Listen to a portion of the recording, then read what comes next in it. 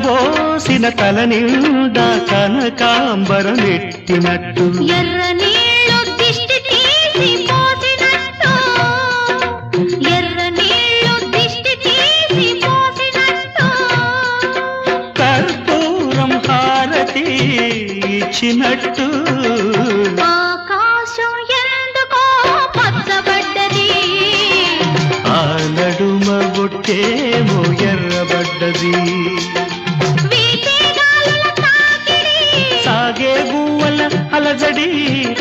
రమ్మని పిలిచే పై